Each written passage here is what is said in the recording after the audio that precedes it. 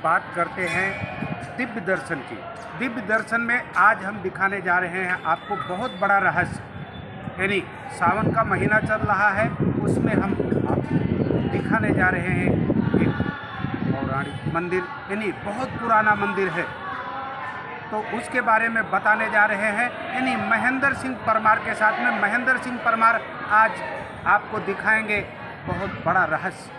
तो आप हमारे साथ बने रहिए, भली भांत और हमारे साथ बने रहिए और हम दिखाएंगे एक बहुत पुराना कुंड, यानी जो कांतेश्वर महादेव मंदिर पर यह कुंड भी आप देख रहे हैं, और कितना गहरा और कितना जो है बहुत पुराना कुंड है। आप बने रहिए और देखिए और समझिए, और लोगों के साथ क्या लोगों का शिव का दर्शन करते हुए आगे का रहस्य हम आपको दिखाएंगे। आप हमारे साथ बने रहें और देखते रहें। यानी सावन के महीने में, सावन चल रहा है गुजरात में, तो 1.5 महीना सावन का लोगों को फल मिलता है, और 1.5 महीना यानी सावन भगवान भोलेनाथ को जलाभिषेक, रुद्राभिषेक, हर तरह का पूजन करते हुए भक्त यहाँ पर जो है आते हैं। तो ये आज हम दिखाने जा रहे हैं, यानी तो मंदिर में हम प्रवेश करने जा रहे हैं। तो ये देखिए कितना विशाल और पुराना मंदिर है। तो आप देखते रहें और बने रहें। तो देखें आप, यही मंदिर है, ये आप गेट देख रहे हैं। भगवान भोलेनाथ के दरबार में हम भी प्रवेश करने जा रहे हैं। तो आप देखें और समझें और इसका रहस्य भी जानें। कितना पुराना मंदिर है, इसका रहस्य क्या है, ये हम आगे बताते हैं। बाबा भोलेनाथ का दर्शन करने से पहले हम सूर्य भगवान का दर्शन करते हैं।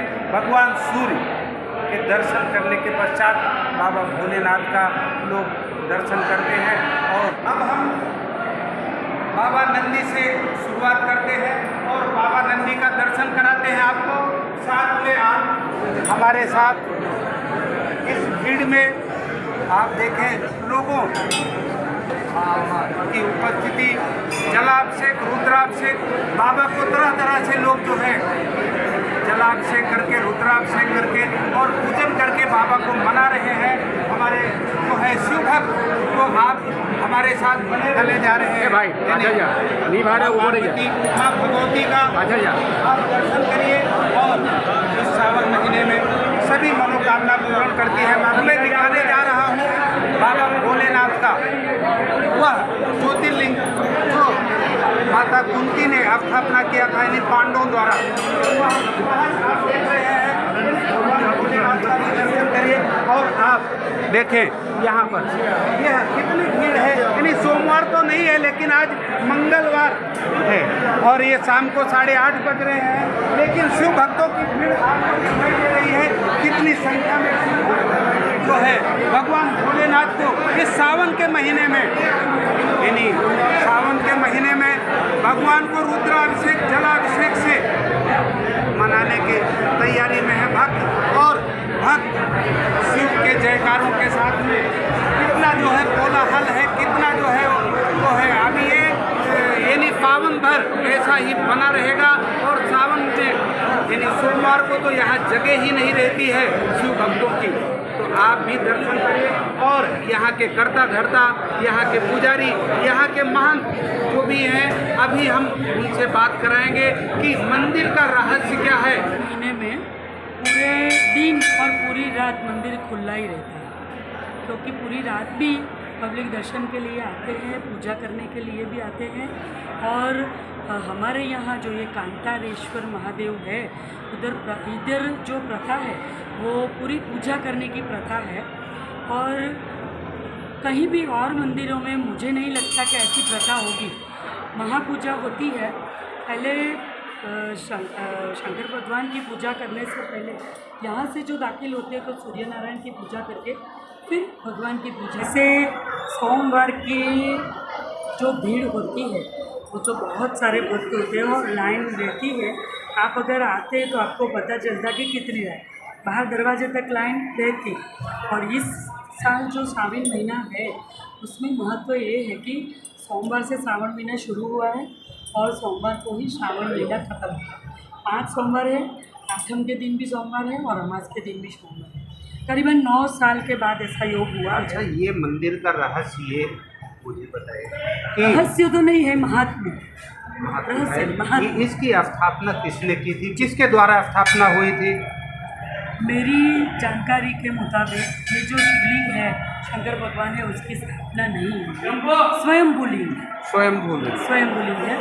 और कपिल मुनि भगवान थे, उन्होंने कपिल मुनि ऋषि उन्होंने इधर तप किया था, तपश्चर्या की थी और सूर्यनारायण भगवान को प्रकट मतलब प्रसन्न करके आशीर्वाद लिया था। फिर ये शंकर भगवान इधर प्रकट हुए और जैसे जैसे समय बीतता गया वैसे कपिल मुनि आश्रम भगवान ने इधर आश्रम की स्थापना की, इसलिए यहाँ कपिल मुनि आश्रम भी बोला जाता है। और सूर्यनारायण की भक्ति करके तपश्चर्या करके भगवान को प्रसन्न किया, इसलिए ये क्षेत्र जो है उसे भानु क्षेत्र भी कहा जाता है। और भानु क्षेत्र में कई साल कपिल मुनि रहे और फिर गंगा सागर चले गए और फिर इधर जो भगवान थे वो यहीं थे। और जैसे जैसे काल चलता गया वैसे ये जो बदलाव आता है, जैसे रेल आई और धरती कंप हुआ, कुछ वैसे आया तो फिर भगवान अंदर चले गए और कंटक के जंगल हो गए। हाँ। सब जंगल हो गया और कंटक जो है उसको संस्कृत में कांतार बोलते हैं। कांतार मीन्स कंटक। तो कांतार इधर जो सब कांतार थे, कांटा थे, उसकी वजह से ये जो धाम है उसका नाम हुआ कांतारेश्वर महादेव। अब कंतेश्वर नहीं, कांतारेश्वर। और ये गांव जो है उसका नाम हुआ कतार गाँव। और फिर क्या हुआ कि स्वयंभू लिंग है वो अंदर चला गया था, अदृश्यमान हो गया था, दृश्यमान नहीं था।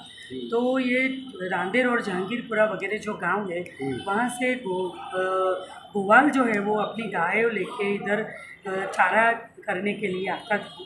उसमें से एक गाय ऐसी थी कि अपने दूध का अभिषेक एक चौक्कस जगह जो थी वहाँ कभी करती थी। तो मालिक को लगा कि ये गाय दूध क्यों नहीं देती, इसलिए वो एक दिन तय हुआ कि हम देखने जाएंगे कि गाय का दूध कौन ले लेता है।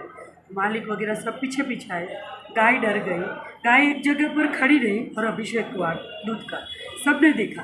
फिर गाय घबरा के चली गई और जैसे दौड़ी वैसे उसका पाँव जो है वो इधर ही रह गया भगवान के पास।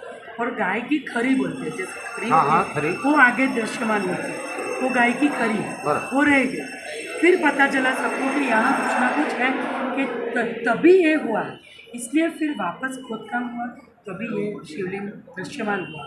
क्योंकि ये स्वयं हुए चला गया था अंदर, अदृश्य जो हो गया था वापस दृश्यमान हुआ। और तभी से इतनी श्रद्धा से सब आजू बाजू गांव वाले लोग भी पैदल आते थे श्रावण मास में, और यहाँ कुंड जो है उसमें हाथ पांव धो के फिर दर्शन के लिए आते हैं। अभी कुंड में पानी नहीं है, फिर भी लोग आते हैं, दर्शन करते हैं और सबको अपनी अपनी मनोकामना पूर्ण करते हैं। पार्वती माता जी जो है उनका भी इतना ही सत्य और सब भक्तों की मनोकामना पूर्ण होती है। आपने सुना मंदिर के रहस्य, मंदिर की कथा, यानी हमारे जो यहाँ पूजा करने वाले और देख रेख करने वाले यानी लीना गोस्वामी जी ने आपको बताया।